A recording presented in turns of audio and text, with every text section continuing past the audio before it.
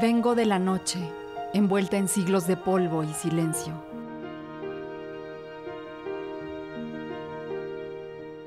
Vengo a restaurar con mi manto la voz de un pueblo que no deja de soñarme, de tenerme presente.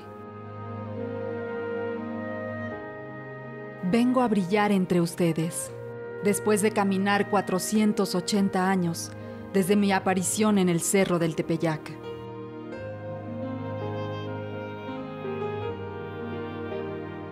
Soy María, soy Tonantzin, la Madre Venerada, Virgen de Guadalupe. Soy Tlecuautlacopeu, la que viene volando de la luz, el águila de fuego donde nace la luz.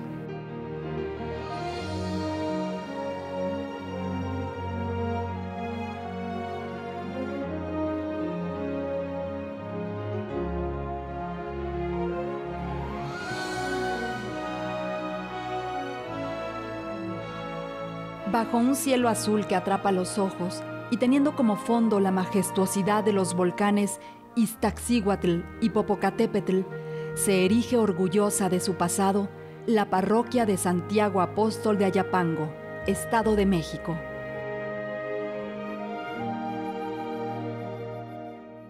En una húmeda y fría habitación, un cuadro al óleo de la Virgen de Guadalupe libró una batalla contra el deterioro del tiempo.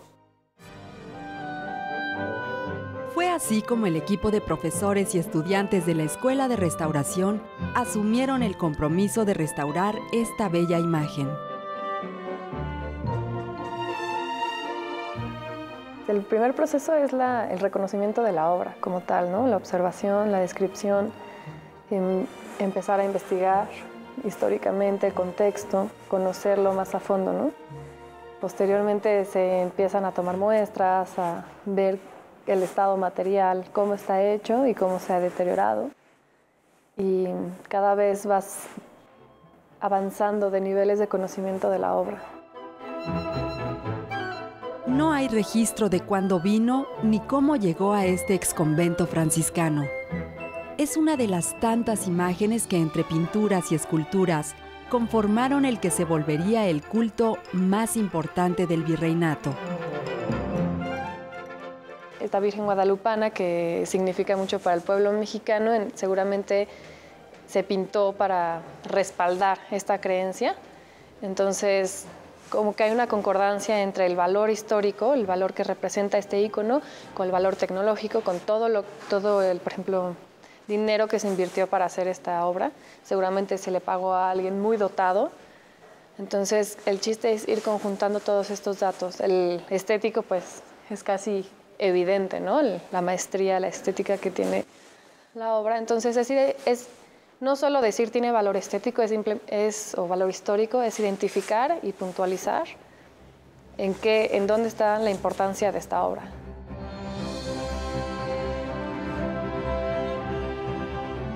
Aunque el nombre coincide con el de la Virgen Escultórica de Extremadura, la Virgen de Guadalupe mexicana no tiene su misma apariencia. Conocer el detalle de estas diferencias es parte de la formación de los estudiantes de la Escuela de Restauración y aprenderán a conocer el contexto histórico y social de las obras.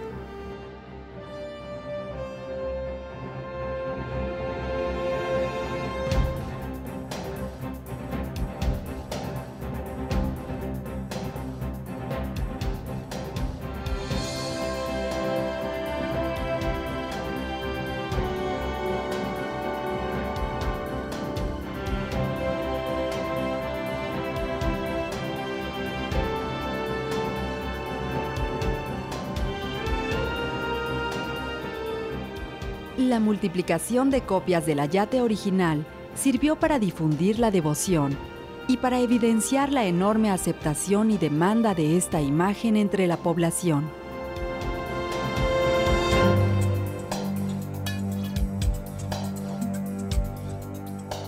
Tanto para los pueblos prehispánicos como para los europeos de la misma época, las imágenes eran una forma muy efectiva de comunicación. La Virgen de Guadalupe, además, se ligó simbólicamente con la población indígena por la leyenda de su aparición.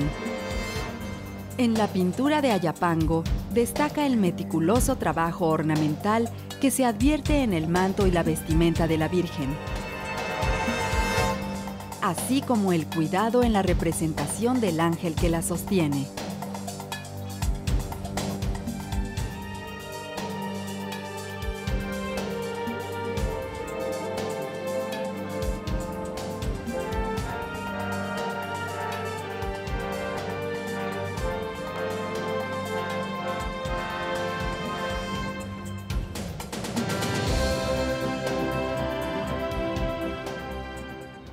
Empiezas a investigar históricamente, vas a ver de dónde se sacó el cuadro, si estaba colgado, en qué condiciones estaba. Entonces, no puedes realmente detener toda la intervención de la obra hasta que tengas toda la información necesaria. Entonces, se hacen un poquito procesos paralelos.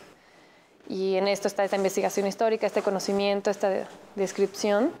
Se hace al paralelo de muestras, de muestreo, de conocer la técnica de manufactura, materiales. Y ya que tienes todos esos conocimientos, y ya procedes a una valoración y un dictamen.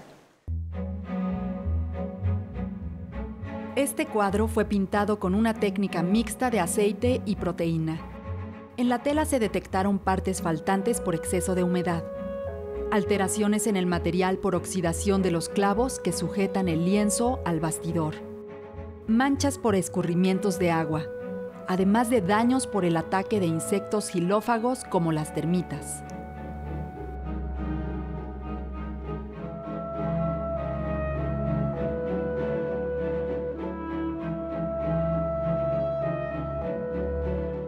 El equipo de restauradores realizó la valoración del estado de conservación y posterior restauración de los lienzos, del soporte y de la capa pictórica. Aquí se encontraron con una serie de craqueladuras, que afectaron casi de la misma manera a ambas capas de tela y que fueron clasificadas en 5 tipos. El primero y el más evidente se localizó justo sobre la unión de los lienzos que conforman el soporte de tela. Es un daño profundo que sigue toda la costura. Esta zona es especialmente susceptible a movimientos y por lo tanto, la base de preparación de la tela se fractura.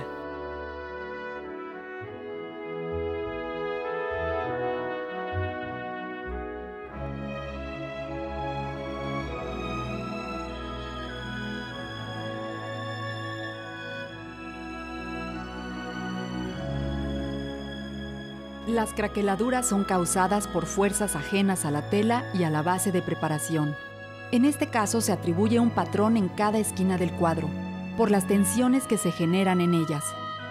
Hay una tensión en dirección horizontal y otra en vertical. Al sumarse estas fuerzas contrarias, se genera una gran fuerza que provoca agrietamientos diagonales.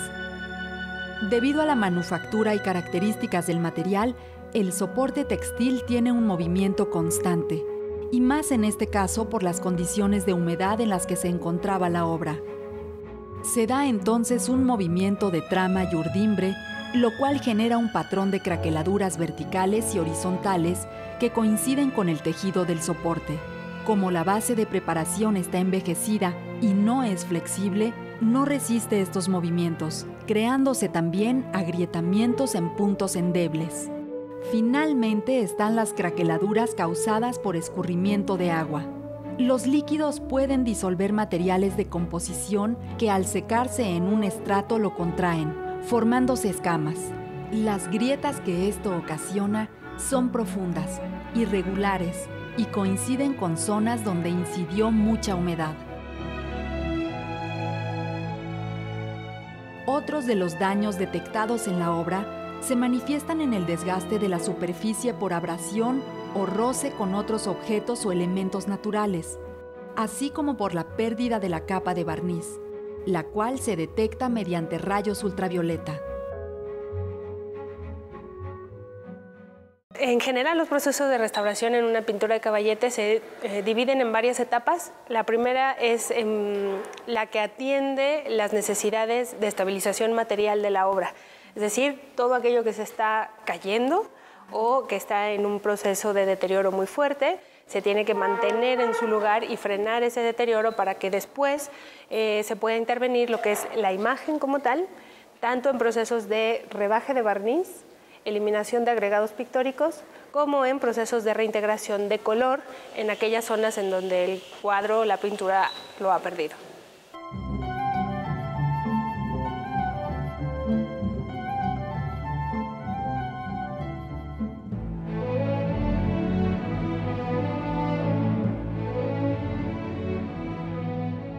En esta composición se observan particularidades como la guirnalda de flores, aves e insectos que enmarcan a la hermosa guadalupana. En las 4 esquinas y con trazos más sencillos, se ven las escenas para recordar sus apariciones.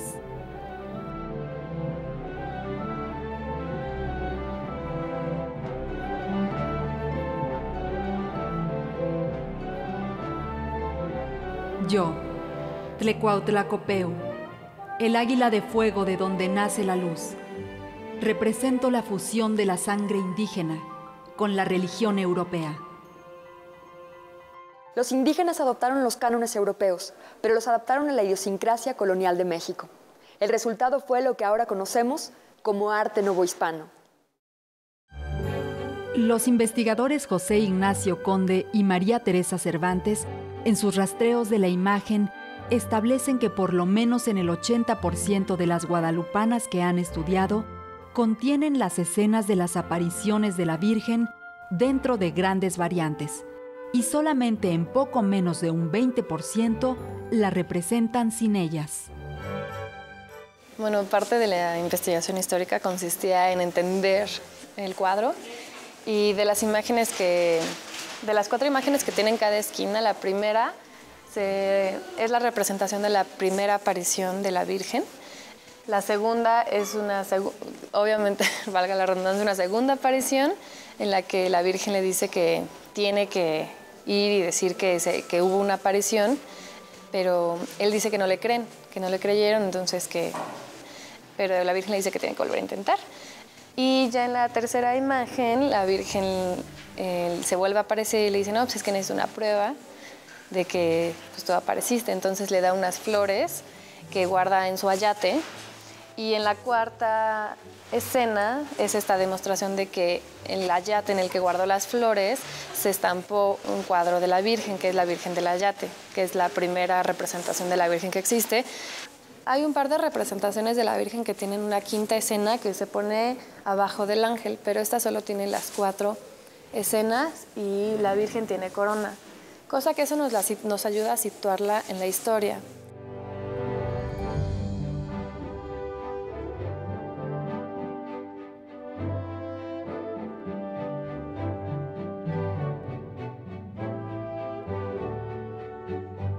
Soy fuerza e inspiración. Por ello guié los movimientos de independencia y revolución de los mexicanos.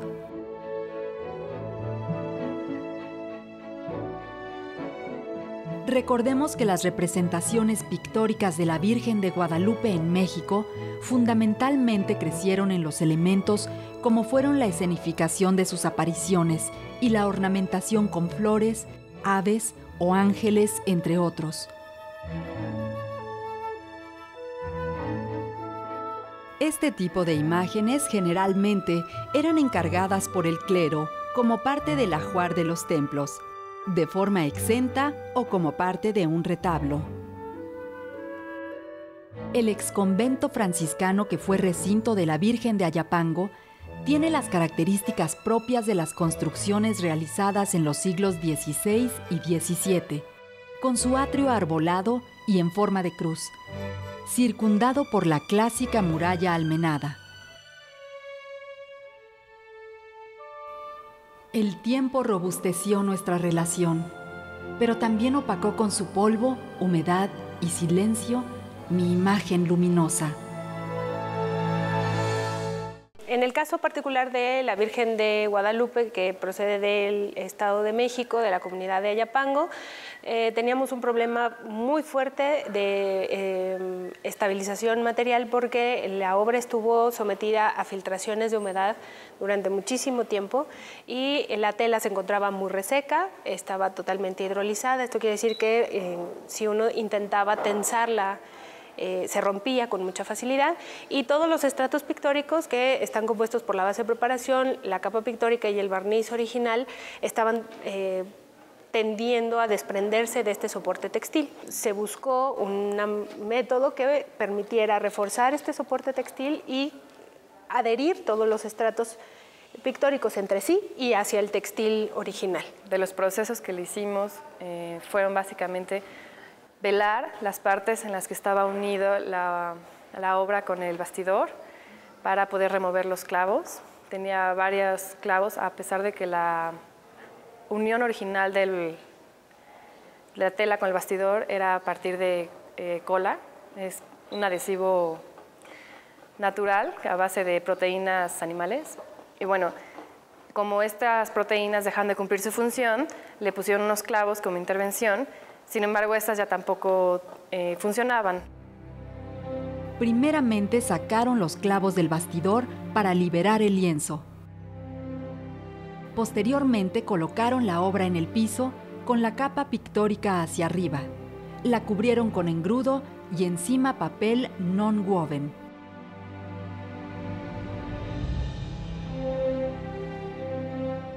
Después de esto, se dieron a la tarea de limpiar parcialmente el soporte con engrudo, de una manera ajedrezada, y complementaron el proceso mediante un lijado.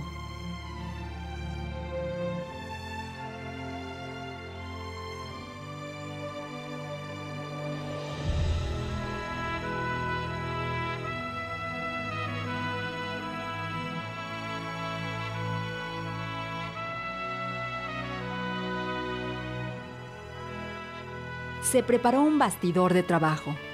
Se seleccionó como material el lino. Se lavó y se tensó cuantas veces fue necesario.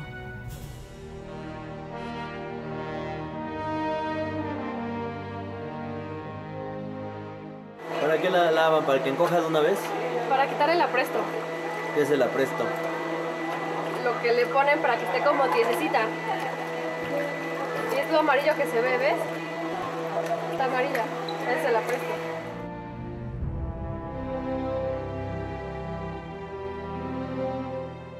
Como estaba en tan mal estado, realmente lo que ameritaba no era una limpieza inicial, sino un rentelado con cera resina de entrada, en el cual se consolidan todos los estratos, el textil con con la base de preparación y la capa pictórica, y como el textil en realidad ya está muy débil, se le pone una tela muy similar, en este caso fue un lino delgado. Entonces se pone la obra boca abajo, se le pone el textil arriba y cera, que se va con una plancha calentando, entonces la cera penetra todos los estratos y esto hace que haya una consolidación desde la tela y todos los estratos hasta arriba. Entonces eso nos da una estabilidad de todo el conjunto. Un paso importante del proceso es la eliminación de velado y la limpieza general. Los restauradores en formación realizaron el develado con todo cuidado. De acuerdo a las pruebas de limpieza, se decidió usar un gel diseñado para remover la suciedad y las manchas. El trabajo se desarrolló con minuciosidad y destreza.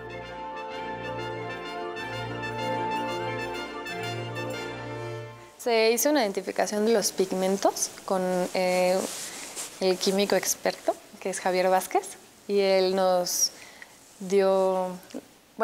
ayudó a identificar algunos pigmentos que tenía la obra. Está teñida con negro Sudán, lo cual nos indica que la base de preparación tiene como aglutinante óleo. En la muestra anterior habíamos observado que también estaba teñida con fucsina de color rojo, y eso también nos daba positivo para proteína, ¿no? Entonces, la interpretación de esto sería que para aglutinar la base de preparación se empleó una emulsión de óleo con cola. No era muy común, pero eso sí estaba en los tratados, ¿no? Y las capas superiores de color azul, digamos, son las tradicionales capas que se obtienen de óleo, ¿no?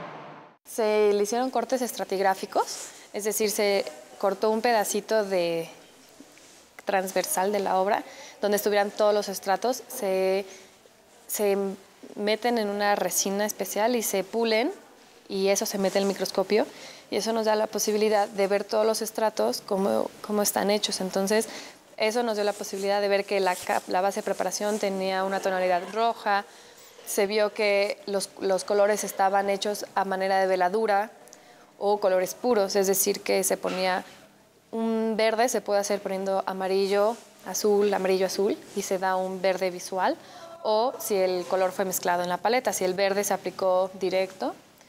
También nos ayuda a ver el barniz, qué tan grueso es, si tiene color, si tiene veladuras, qué tipo de cargas tiene la base de preparación. Todo eso se puede apreciar con este corte estratigráfico que se hizo.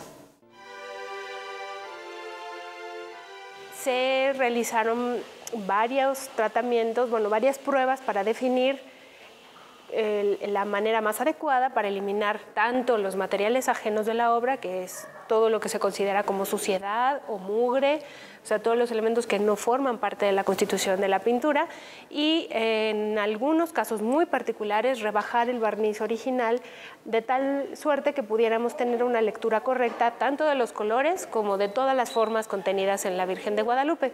Entonces limpiamos primero el fondo de manera que pudiéramos controlar que se quedara este grisáceo ligeramente azul, ¿no? No queríamos un blanco perfecto, entonces lo dejamos a ese nivel. Después nos fuimos por la mandorla. Ahí hubo dos limpiezas diferentes. Por un lado, la del oro, de la hoja de oro que están en los resplandores, y el fondo, ¿no? También se fue degradando y eliminando manchas puntuales con bisturí. Entonces teníamos una limpieza total y ya el cuadro podía apreciarse en realidad.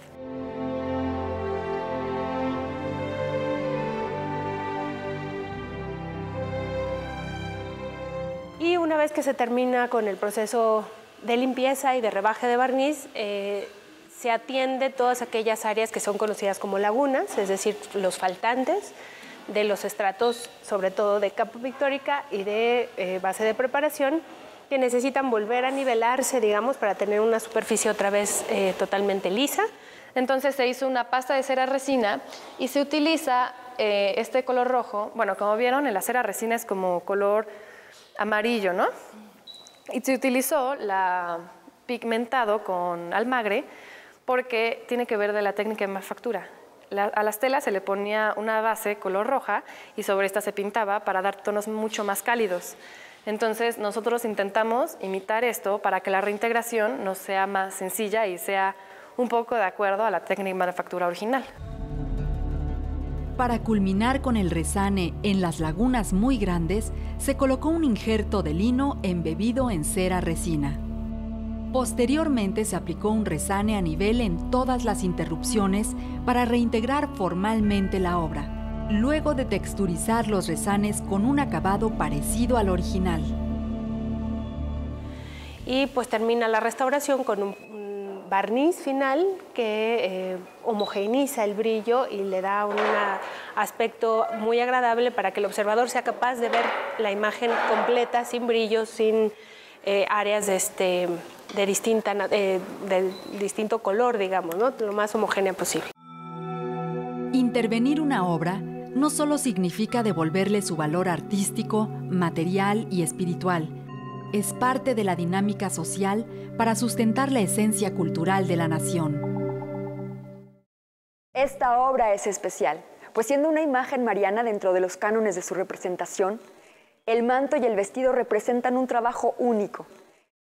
Bueno, para mí fue una gran oportunidad poder intervenir en una obra de tal calidad, de tal habilidad, de tal maestría y tan única, ¿no? Entonces, cada información nueva que obteníamos para mí era fascinante, era entender más de la obra. Entonces, sí se puede hablar como de una evolución del cuadro material y una evolución personal, ¿no? De aprendizaje. Para Sofía, rescatar del olvido a la Virgen de Ayapango le permitió enriquecer su experiencia en torno a las pinturas de Caballete. No cabe duda que restaurar una obra es devolverle su dignidad en el tiempo. Soy María, soy Tonantzin, la Madre Venerada, Virgen de Guadalupe.